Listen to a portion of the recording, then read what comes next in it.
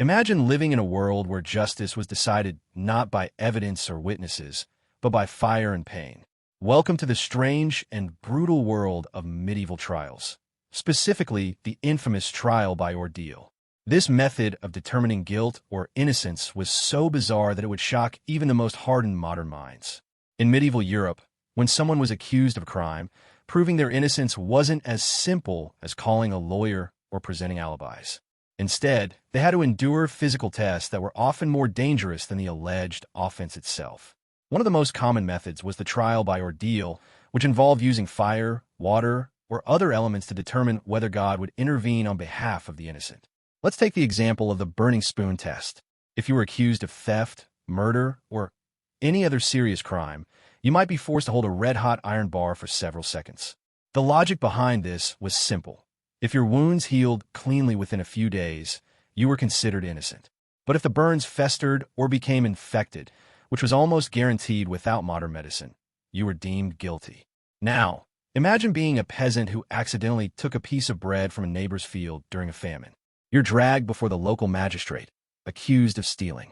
Instead of questioning witnesses or examining evidence, the judge orders you to undergo the burning spoon test. You're given a glowing hot iron rod, searing at over 500 degrees Celsius, and told to hold it for 9 feet. As you grip the metal, your skin begins to blister and crack.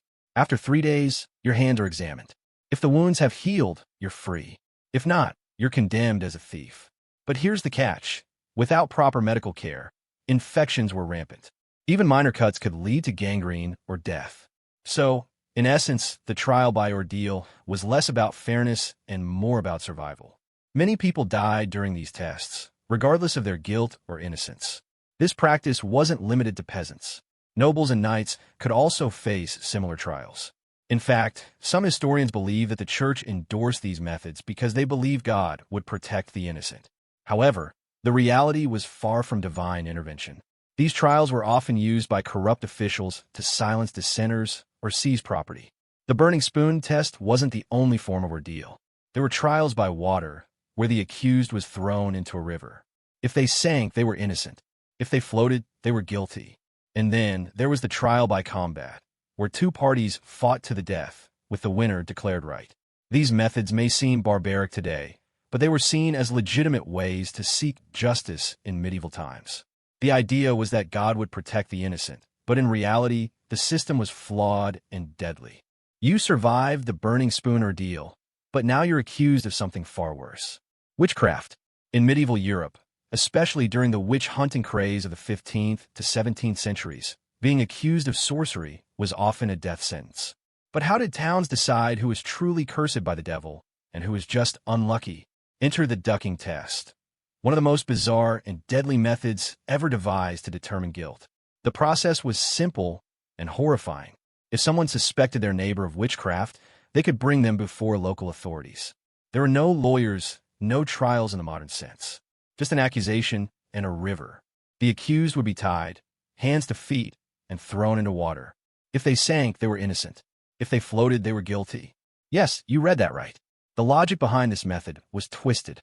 It was believed that water, a pure element, would reject a guilty person. So if the accused floated, it meant they had consorted with the devil. And what happened next? Execution. But here's the cruel irony.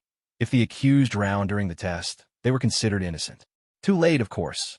Imagine being tossed into icy cold water, bound and terrified, knowing your fate depends on whether you sink or float.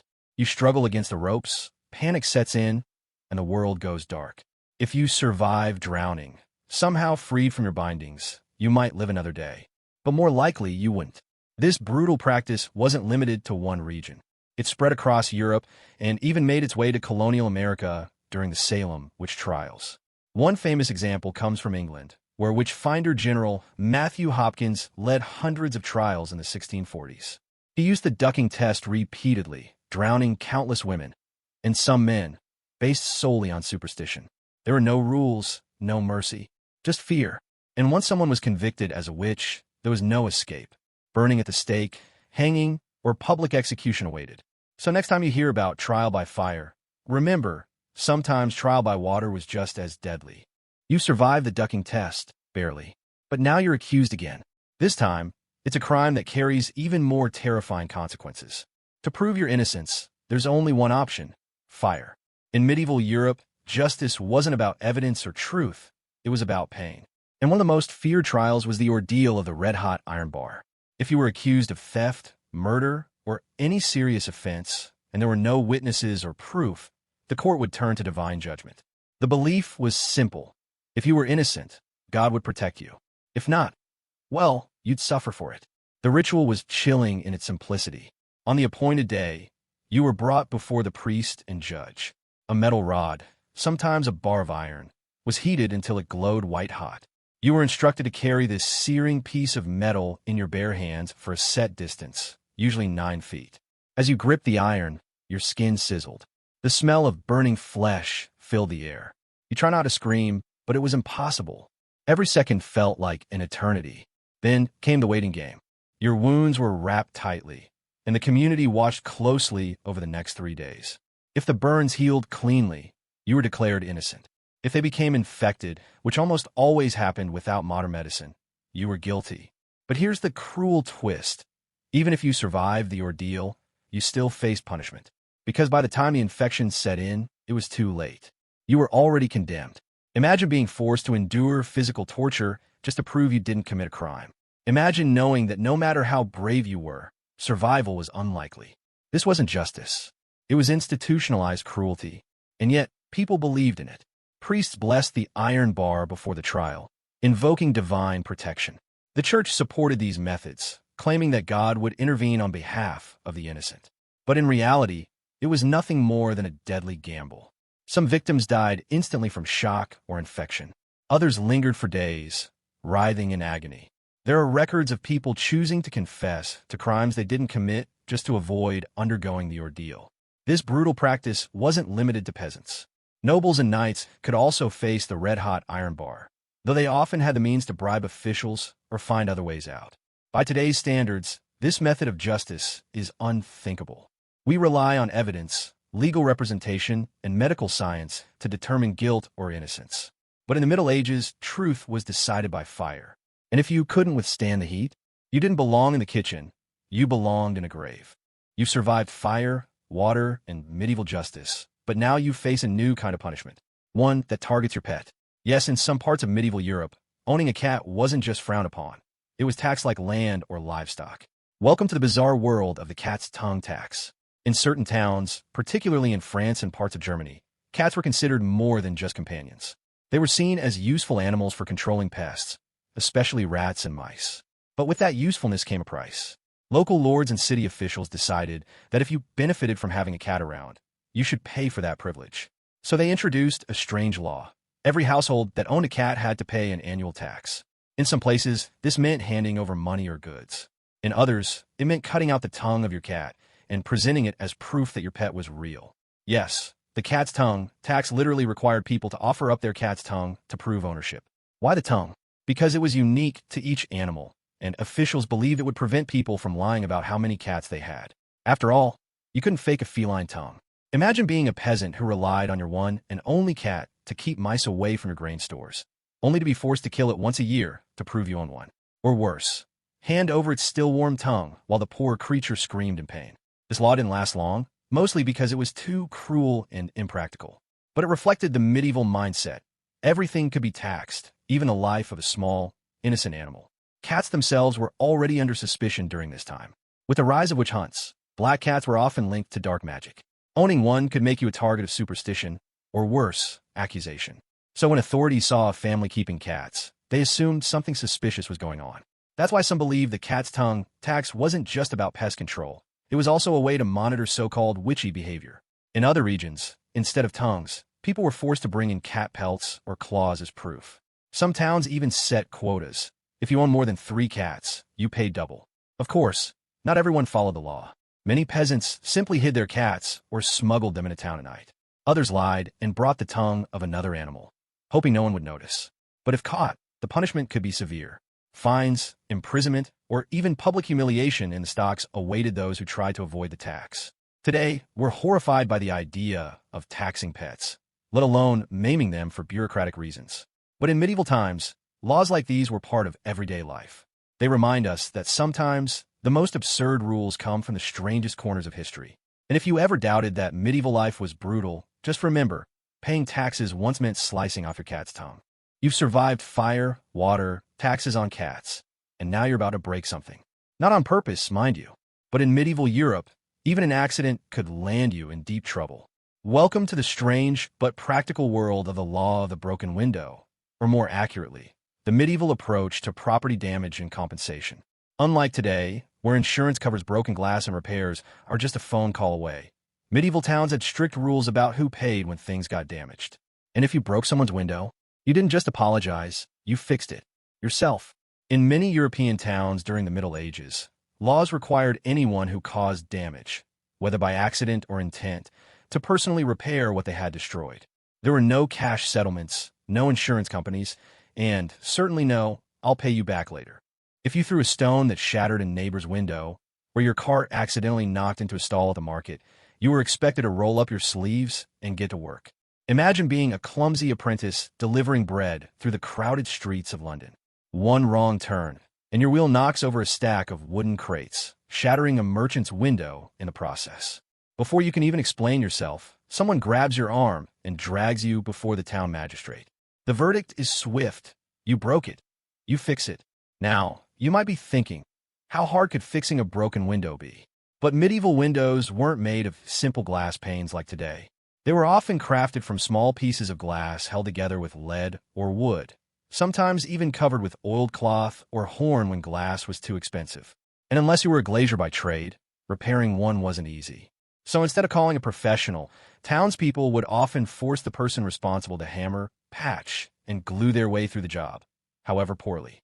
Some laws even specify time limits for repairs. If you didn't finish within a set number of days, you'd face additional fines or public humiliation. This system wasn't just about punishment, it was about accountability. In a world without modern currency or financial institutions, labor was the most valuable asset. Requiring people to physically fix their mistakes ensured that justice came with real consequences. Interestingly, this rule also applied to larger damages, like burning down a house or knocking over a section of town wall. In those cases, the accused might spend weeks rebuilding what they had destroyed. Of course, not everyone followed the law fairly. Wealthy merchants could bribe officials or hire someone else to do the work. But for commoners, especially poor laborers and apprentices, there was no escape. So next time you hear about medieval laws being brutal, remember, some of them were surprisingly practical. They didn't just punish you. They made sure you learned how to fix your own mess. You've survived fire, water, taxes on cats, and even had to fix your own broken window. But now you're facing a new kind of accusation.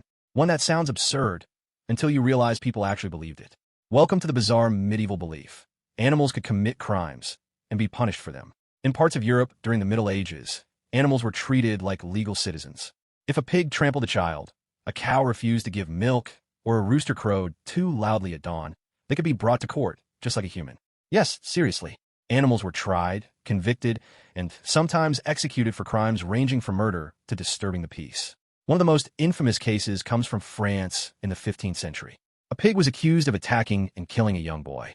It was dressed in human clothes, dragged before a judge, and after a full trial, found guilty. It was hanged in public as punishment. But what about the chatty cows? In some villages, if a cow mooed excessively, especially at night, it was considered a disturbance. Some towns had laws that required farmers to silence overly vocal animals. In extreme cases, cows were even brought to court and sentenced to muzzling or execution. Imagine being a farmer who relies on your cow for milk, only to be told she's been sentenced because she won't stop making noise. You beg for mercy, but the town magistrate isn't swayed. She's found guilty of disorderly mooing, and her fate is sealed. This wasn't just superstition. It was deeply rooted in medieval beliefs about nature and divine order. People thought that if an animal acted out of line, it might be possessed by evil spirits or cursed by God. And courts weren't joking around. Trials for animals followed the same formal procedures as those for humans. Lawyers were appointed to defend them. Witnesses testified. Judgments were written down and recorded in official documents. Some trials lasted weeks. Others were swift executions. Birds were prosecuted for eating crops. Bees were blamed for stinging people. Horses were charged with theft if they wandered into someone else's field. The punishments varied. Some animals were exiled, banished from the village forever. Others were fined, with their owner paying on their behalf. But the most common sentence? Death. Animals were burned, hanged, or drowned, often in front of large crowds. These events were treated like public spectacles, much like witch burnings or criminal executions. Interestingly, these laws weren't just about cruelty. They served a purpose, reinforcing social order. By punishing animals, authorities reminded villagers that even nature must obey the law. Of course, not everyone agreed with these trials. Some scholars quietly criticized the practice, calling it foolish and unscientific. But for centuries, across multiple regions of Europe, animals were treated as legal beings, capable of guilt, deserving of punishment, and sometimes even mercy. So next time you hear about strange medieval laws, remember, one of the strangest wasn't about people. It was about cows that talked and paid the price for it. Welcome to the world of flying feces, where open windows were death traps and a morning walk could turn into a nightmare. In medieval towns, plumbing was practically non-existent. There were no toilets, no sewage systems, and certainly no flushes. So what did people do with their waste? They threw it out the window. Yes, literally. Chamber pots, those portable basins kept under beds or in corners, with a primary sanitation method for most city dwellers. When full, they were emptied wherever, and that often meant straight down onto the streets below. But here's the twist. There was a warning call. Before tossing the contents of your pot into the street, you were expected to shout, "Gardez l'eau." This phrase came from the French, "Gardez l'eau," meaning watch out for the water. Of course, by water, that didn't mean clean H2O. They meant human waste, urine, and whatever else had been collected in that pot all night. If you failed to warn passersby, you could be fined or punished. Some cities even had laws requiring residents to empty their chamber pots only at certain hours, usually after dark, when fewer people were around. Imagine walking through a crowded market street in medieval London. You're minding your own business, buying fresh bread, when suddenly, splat, something warm and foul hits you square in the back of the head. You look up to see an old woman peering down from her second-floor window, smugly wiping her hands on her already filthy dress. She shrugs and disappears inside as you stand there, drenched in medieval filth. And that smell? Oh, the smell. Medieval cities were infamous for their stench. Streets doubled as sewers, rivers became dumping grounds, and entire neighborhoods reeked of rotting food, sweat, and excrement. The air was thick with the odor of tanneries, slaughterhouses, and unwashed bodies. Bathing was rare. Many believed it opened pores to disease. Clean clothes? A luxury few could afford. Most wore the same garments until they fell apart, adding layers of sweat, dirt, and grime over time. The worst part? Disease thrived in these conditions. Cholera, dysentery, typhoid, all spread easily through contaminated water and poor sanitation. Yet people had no understanding of germs. Instead, they blamed illnesses on bad air, astrology, or divine punishment. Some cities tried to regulate waste disposal. In Paris, officials organized nighttime waste collectors known as gong farmers. These brave souls would enter homes and public spaces under cover of darkness to remove human waste and dump it outside city walls. Despite the disgusting nature of their work, gong farmers were well paid, sometimes 4 times more than regular laborers. But the job came at a cost. Their clothes reeked, and they were often banned from public gatherings. So next time you complain about modern plumbing, remember this. In medieval times, stepping outside could mean dodging falling feces. And the only thing cleaner than the streets was your imagination. In medieval Europe, food wasn't just scarce, it was survival. And when people were desperate, they did what they had to do. But if you were caught stealing bread, one of the most basic foods, the punishment could cost you more than just a meal. Welcome to the brutal world of the law of the stolen bread, where cutting off hands was seen as justice. Imagine this. You're a peasant in a small village during a harsh winter. Crops have failed, grain stores are low, and your children haven't eaten in days. You pass by the baker's shop and see warm loaves inside. Life-saving food just out of reach. Desperation takes over. You grab a loaf and run. But you're caught. Now, in modern times, you might get a slap on the wrist, maybe community service or a fine. But in medieval Europe, your hand would be cut off. Yes, really. Stealing bread was considered a serious crime, not just because of the value of the bread itself, but because it threatened the fragile balance of society. In times of famine or scarcity, theft could spark riots, panic, and widespread unrest. So, authorities made examples out of thieves. Public punishments were meant to scare others into obedience. And few things scared people more than seeing someone missing a limb. This wasn't just folklore. Records show that in many parts of medieval Europe, including England and France, stealing bread or other food items could lead to corporal punishment. One of the most common penalties was amputation of the right hand, the hand used for stealing. Once sentenced, there was no trial by jury, no appeals. The punishment was swift and final. Sometimes, the sentence was carried out on the spot. Other times, the thief was dragged to the town square and made to kneel before a crowd. A local executioner, often a former soldier or butcher, would step forward with a sharp blade and, in front of everyone, sever the hand at the wrist. There was no anesthesia, no antiseptics, just pain, blood, and a high chance of infection. Some victims died from shock or complications. Others lived, maimed, unable to work, and cast out by society. This extreme punishment wasn't limited to adults. Children caught stealing food faced the same fate. In some towns, even picking fruit from a noble's orchard could earn you the same penalty. And yet, people still stole. Because what choice did they have? Hunger doesn't care about laws. It only cares about survival. Some towns tried to soften the blow. Instead of losing a hand, thieves might be branded, whipped, or placed in the stocks. But these punishments were still cruel, and public shame was part of the sentence. It wasn't until much later, during the Renaissance, that attitudes began to shift. Some lawmakers started to question whether chopping off hands was truly justice, or just cruelty disguised as law. But for centuries, the message was clear.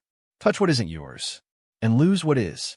You've dodged falling feces, survived fiery ordeals, and even had to fix your own broken window, but nothing prepared you for this. Watching someone die, for fun.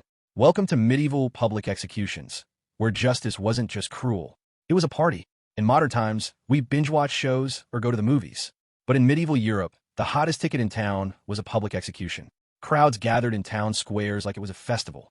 Children climbed onto their fathers' shoulders. Merchants sold roasted nuts and ale. Musicians played cheerful tunes. And at the center of it all, a condemned man, woman, or sometimes an entire family, about to be killed in front of everyone. Yes, really, public executions weren't just punishments. They were spectacles designed to entertain, terrify, and remind everyone who was in charge. Imagine being dragged from a dark dungeon into blinding sunlight. Your wrists are bound with rough rope. You haven't eaten in days. Around you, hundreds, sometimes thousands, of people cheer, shout, throw rotten vegetables, or simply watch in silence. A judge reads your sentence. Theft? Treason? Witchcraft? It hardly matters now. The method of death depends on your crime, and how much the authorities want to scare people. If you're lucky, it's a quick hanging. If not, well, let's just say medieval creativity knew no bounds. There was drawing and quartering, reserved for traitors. You'd be dragged through the streets by horses, hanged until nearly dead, then cut open while still alive. Your organs would be pulled out one by one, burned before your eyes, and finally, your body would be chopped into 4 pieces. Or maybe burning at the stake, a common punishment for witches, heretics, and anyone accused of practicing forbidden magic. Or perhaps the Iron Maiden, a coffin-like device lined with spikes that slowly pierced your body as the door closed. But here's the worst part. People enjoyed it. Families brought picnics. Children laughed when someone screamed. Bets were placed on how long the victim could last before dying. It wasn't just about justice. It was about control. By making death public, rulers reminded citizens what happened to those who broke the law. And if you missed one day's show, don't worry. There'd be another tomorrow. Executions were so frequent that some towns built permanent platforms for them. In London, Tyburn Tree became infamous, a massive gallows where dozens could be hanged at once. One famous mass execution saw 24 thieves hanged in a single day. Another involved a Frenchman named Robert François Damiens, who tried to assassinate King Louis XV. His punishment? He was drawn and quartered in front of a crowd of over 50,000 people, many of whom came dressed in their finest clothes, like it was Sunday church. Women weren't spared. In fact, they often faced harsher treatment. Some were stripped naked before execution. Others were drowned in cages tied to bridges, left to suffocate slowly as the tide rose. Even animals got the same treatment. Pigs, cows, and horses were occasionally executed for crimes like attacking humans or damaging property. Of course, not everyone enjoyed it. Some records mention horrified witnesses, people who turned away or refused to watch. But most stayed. They watched. They cheered. They came back for more. Because in a world without television, internet, or even books for most people, this was entertainment. And for the rulers, that was exactly the point. A sound echoes through the village. Not a church bell, not a market cry, but something darker. Clang, clang. It's the leper's bell. In medieval Europe, few things inspired more terror than leprosy. It wasn't just a disease, it was a sentence. A slow, visible decay of the body that marked you as cursed, untouchable, and dangerous. And if you had it, you couldn't hide. Instead, you were required by law to warn others of your presence, by ringing a bell wherever you went. Yes, really, the leper's bell wasn't just symbolic. It was a legal requirement. If you contracted leprosy, or were merely suspected of having it, you were forced to carry a wooden clapper or small bell and ring it constantly when in public. This way, everyone knew you were coming. Children would run. Adults would cross themselves. Doors would slam shut. Streets would empty. Because lepers weren't just sick, they were seen as walking contamination, sin-made flesh, punishment from God. Leprosy, or Hansen's disease, was poorly understood at the time. People didn't know it was bacterial. They only saw what it did: numbness, sores, disfigurement, loss of fingers and toes. To medieval minds, this was proof of divine judgment. Leprosy was often associated with moral failure, sexual sin, or greed. Some believed that those afflicted were punished for their sins in life. Once diagnosed, often by a priest or local healer, you were given two choices. 1. Live in isolation. 2. Face exile. Many towns established leper colonies on the outskirts. These were grim places filled with the sick and dying, far from society. You were cut off from family, friends, and even your own home. But before full exile, there was a ritual, a medieval version of a funeral. You were brought before a priest who recited a burial mass, as if you were already dead. Then, you were told to leave behind everything: clothes, possessions, even memories, and walk into the wilderness alone. If you remained in town, you had to wear identifying clothing, usually a gray robe, and carry your bell at all times. Imagine walking through a village, ringing your bell like a ghost. People avoid your gaze. No one dares touch you. Even your own family might refuse to speak to you. And yet, some lepers tried to survive in secret. They hid their symptoms, avoided public spaces, and begged quietly from door to door. But eventually, someone always noticed. So why did medieval authorities enforce such harsh rules? Fear. Leprosy spread slowly, but its effects were horrifying. People panicked at the sight of open wounds, missing limbs, and blank stares from those who'd lost feeling in their faces. And once someone was labeled a leper, there was no cure, only suffering. Some towns even passed laws requiring lepers to stay at least 4 cubits away from healthy people, roughly 6 feet. Sound familiar? Yes, medieval leper laws may have been the first form of social distancing. Of course, these rules applied mostly to the poor. Wealthy nobles who showed signs of leprosy could sometimes avoid exile by paying priests to bless them or doctors to deny their symptoms. But for commoners, there was no escape, only the bell. And every time it rang, it reminded the world that some punishments were worse than death. Because with leprosy, you didn't just lose your health. You lost your humanity. A whisper spreads through the village. She's marked. Welcome to the terrifying world of the witch's mark, where a mole, a scar, or even a birthmark could seal your fate. In medieval Europe, especially during the height of witch hunts between the 15th and 17th centuries, suspicion of witchcraft was enough to get someone arrested. But how did authorities prove someone was a witch? They looked for signs, not in spells or potions, but on the body. The witch's mark was believed to be a physical sign that the devil had touched you. It could be anything unusual: a patch of discolored skin, an extra nipple, a strange growth, or even a numb spot where a needle could poke without pain. These marks were considered proof that the accused had made a pact with Satan, and once found, there was no turning back. Imagine being dragged from your home by local officials. Your neighbors watch silently as you're taken to a private room for examination. A priest, judge, or sometimes even a self-proclaimed witch finder strips you down and begins searching your body, inch by inch. They look for what they call the devil's teat, a supposed place where witches supposedly fed their familiars, like black cats or toads. Even a small blemish could be twisted into evidence. But here's the real horror. The examiners often used needles to test for insensitivity. If you didn't feel pain when poked, it meant the mark was cursed. If you did scream, well, that just proved you were trying to hide something. This brutal method was used across Europe and even in colonial America during the Salem witch trials. One infamous example comes from England, where witch-finder General Matthew Hopkins led hundreds of trials in the 1640s.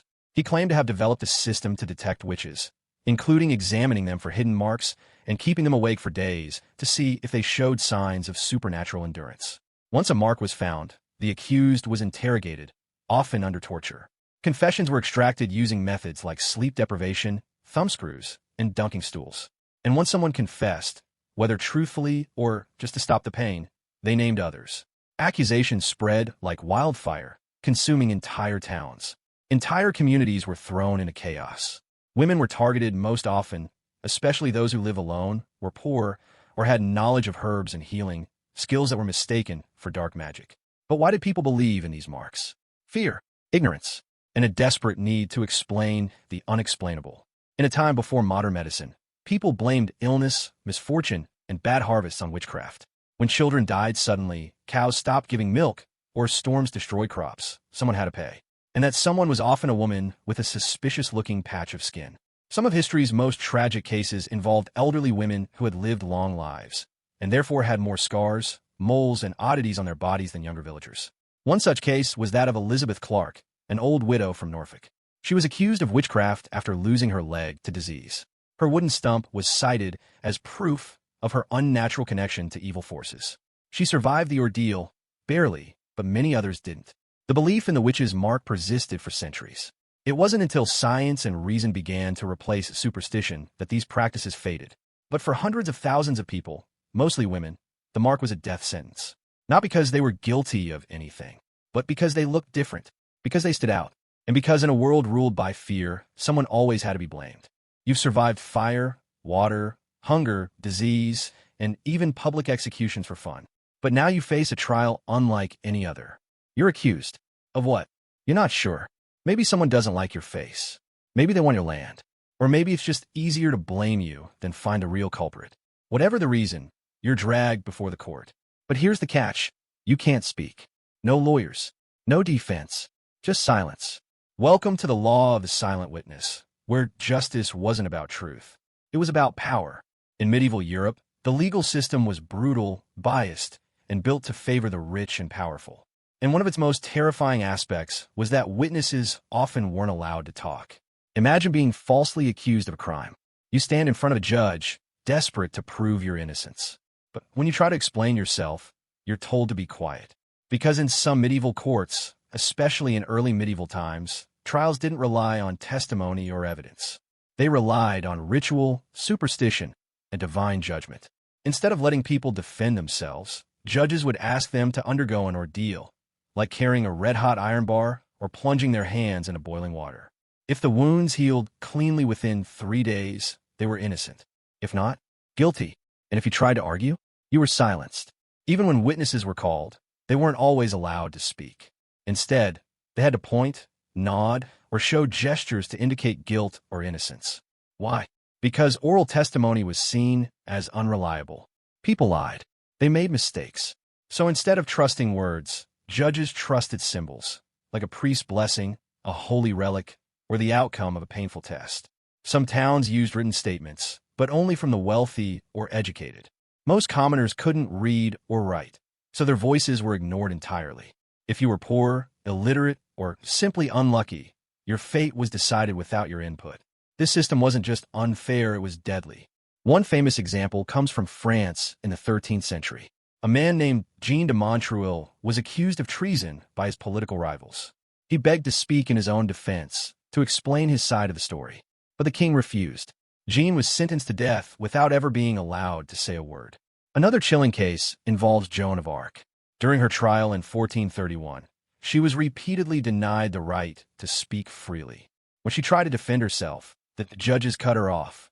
She was condemned to burn at the stake, not because of clear evidence, but because no one wanted to hear what she had to say.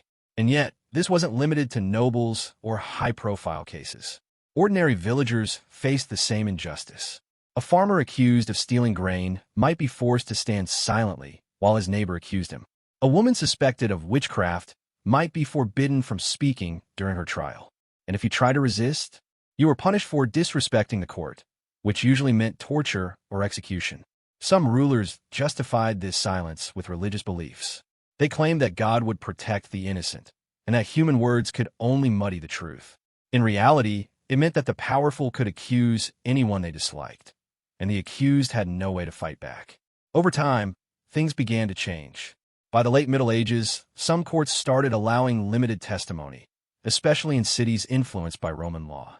But for centuries, millions of people lived under a system where the only thing louder than the truth was the sound of silence. So next time you think about justice, remember, in medieval times, the truth didn't set you free. It got you executed, without even being allowed to speak. You've survived fire, water, hunger, disease, and even public executions for fun. But now you face a new kind of courtroom drama. And your opponent? A pig. Yes, in medieval Europe, animals weren't just pets or livestock, they were defendants. And yes, they could be put on trial and executed. Welcome to the bizarre world of the law of the animal trials, where justice had no species barrier. Imagine this. A child is found dead near a farm. No one saw what happened, but there's a pig nearby, covered in blood. In modern times, we'd call it an accident, maybe even self-defense. But in medieval Europe, that pig was going to court. Animal trials were real. For centuries, across France, Germany, Italy, and even parts of the United States during the colonial era, animals were brought before judges, accused of crimes ranging from murder to property damage. Some were tried for attacking humans, others for eating crops. One famous case involved a swarm of caterpillars that were charged with invading farmland and sentenced to exile. Yes, exile.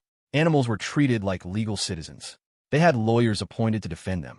Witnesses testified. Judgments were written down. Some trials lasted weeks. And yes, some animals were executed.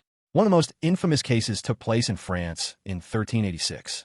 A pig was accused of murdering a 5-year-old boy. It was dressed in human clothes, dragged before a judge, and after a full trial, found guilty. It was hanged in front of a crowd.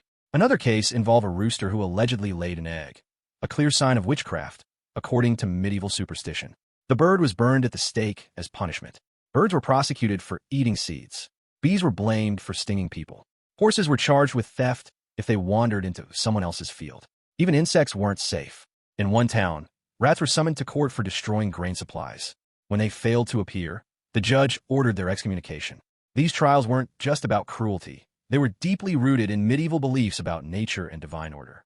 People thought that if an animal acted out of line, it might be possessed by evil spirits or cursed by God. And courts weren't joking around. Lawyers were paid to represent animals. Official records were kept. Some towns even had laws requiring farmers to bring misbehaving animals to court. Some punishments were mild, fines paid by the owner, or exile from the village. Others were brutal, burning, drowning, or hanging. Animals were often punished in public, just like humans. These events were treated like spectacles, much like witch burnings or criminal executions. But here's the strangest part. Sometimes, animals were acquitted. There are records of pigs being found not guilty and allowed to return to their farms. Some birds were set free after their lawyers argued they were only following natural instincts. Still, the message was clear. Even nature must obey the law. Interestingly, not everyone agreed with these trials. Some scholars quietly criticized the practice, calling it foolish and unscientific. But for centuries across multiple regions of Europe, animals were treated as legal beings, capable of guilt, deserving of punishment, and sometimes even mercy. So next time you hear about strange medieval laws, remember, one of the strangest wasn't about people. It was about pigs that killed and paid the price for it. The weather. Yes, in medieval Europe, when storms destroyed crops, floods drowned villages, or droughts dried up fields, someone had to pay. And that someone wasn't nature. It was people. Welcome to the bizarre world of the law of weather control, where accusing someone of causing a storm could get them burned at the stake. Imagine this. You live in a small village in 15th century Germany. A terrible drought has ruined your harvest. Your family is starving. Then, out of nowhere, a violent thunderstorm rolls in, but instead of bringing relief, it brings destruction. Hail the size of eggs smashes your roof. Floodwaters sweep away your animals. Lightning strikes your barn. Desperate for answers, the villagers turn to superstition. Someone must have angered God. Someone must have made a pact with the devil. And who better to blame than the local healer, the old woman who lives alone, or the farmer whose fields somehow survived? In medieval times, natural disasters weren't seen as random events. They were viewed as divine punishment. And if you were accused of causing bad weather, there was no defense. Because in the eyes of the law, you were guilty. Witch trials often began with accusations related to weather. If a neighbor's cow died after a storm, or a child fell ill during a heat wave, it wasn't just coincidence, it was witchcraft. Some towns even passed laws stating that anyone caught conjuring the winds or summoning rain would be executed. In some cases, people were put on trial for owning books about astrology or herbal remedies, knowledge that was mistaken for dark magic. One famous case comes from Switzerland in the 16th century. A man named Henry Arnold was accused of calling down a deadly hailstorm that destroyed local crops. Witnesses claimed he had been seen muttering strange words before the storm arrived. He was found guilty of weather sorcery and burned alive. Another chilling example involves Agnes Waterhouse from England, one of the first women officially executed for witchcraft in England. Among the many accusations against her was the claim that she had caused heavy rains that flooded farmland. But how did people believe witches controlled the weather? They thought witches used potions, spells, or even magical animal familiars, like black cats or toads, to summon storms. Some believed they could stir up wind by boiling liquids in special cauldrons or waving enchanted cloths in the air. Even the church got involved. Priests held special ceremonies to bless fields and protect them from witch-made droughts. They prayed for good weather and warned that evil forces were always trying to disrupt it. In some towns, suspected weather witches were forced to undergo brutal interrogations. Torture was used to extract confessions, and once someone admitted guilt, whether true or not, they named others. Accusations spread like wildfire. This fear wasn't limited to Europe. In colonial America, during the infamous Salem witch trials of 1692, several women were accused of causing unseasonable weather, including sudden frosts that killed crops. Of course, modern science tells us that storms are caused by atmospheric pressure, temperature changes, and other natural phenomena. But in a time without meteorology, people turned to what they knew best: fear, blame, and the need for control over the uncontrollable. So next time you complain about the weather, remember, in medieval times, complaining might have gotten you executed. Because back then, Mother Nature didn't cause storms. People did, and someone always had to pay. Welcome to the law of the coin toss, where justice was random and survival was luck. In medieval Europe, when there wasn't enough proof to convict or acquit someone, towns often turned to divine judgment through methods like coin tosses, dice rolls, or drawing lots. Yes, really. Imagine being accused of stealing bread from a merchant stall. There are no witnesses, no solid evidence, just suspicion. Instead of letting you go free, the judge pulls out two wooden tokens, one marked with a cross, the other blank. He places them in a bowl, shakes it, and tells you to draw one. If you pick the cross, you're innocent. If you pick the blank, you're guilty. And if you refuse to play, you're still guilty. This bizarre system wasn't limited to minor crimes. It was used in land disputes, inheritance battles, and even cases of murder. Some towns believed that God would guide the outcome, ensuring that only the truly innocent walked free. But in reality, it was nothing more than legalized gambling. One famous example comes from France in the 12th century. Two noblemen claimed ownership of the same piece of land. With no documents to prove who was right, the court ordered a coin toss. The winner got the property, and the loser was thrown into prison for doubting divine judgment. Another chilling case involved a monk accused of breaking his vow of chastity. With no witnesses and no confession, the abbot decided the monk's fate with a roll of dice. He lost. He was expelled from the monastery, stripped of everything he had worked for, all because of bad luck. In some regions, people were forced to walk blindfolded across hot coals. If their feet healed cleanly, they were innocent. If they burned, guilty. Again, this had nothing to do with truth. It was just superstition dressed as law. Even animals weren't safe from this madness. In one German village, a rooster was accused of laying an egg, a clear sign of witchcraft. When no one could prove what happened, the town decided the bird's fate with a coin toss. Heads, freedom. Tails, execution. Spoiler, it didn't live. What made these trials so terrifying wasn't just the randomness. It was the belief that once the decision was made, it couldn't be changed. Appeals were rare. Protests were punished. And worst of all, people accepted it. Because in a world ruled by faith, fear, and ignorance, anything could be justified in the name of divine will. These laws reveal something deeply disturbing about medieval justice. It wasn't about truth. It wasn't about fairness. It was about control. By making punishment unpredictable, rulers kept people in line. You never knew when you might be next. So you stayed quiet. You followed orders. You obeyed the law, even when the law made no sense. Today, we look back on these practices with horror. We've built legal systems based on evidence, rights, and reason. And yet, echoes of medieval randomness remain.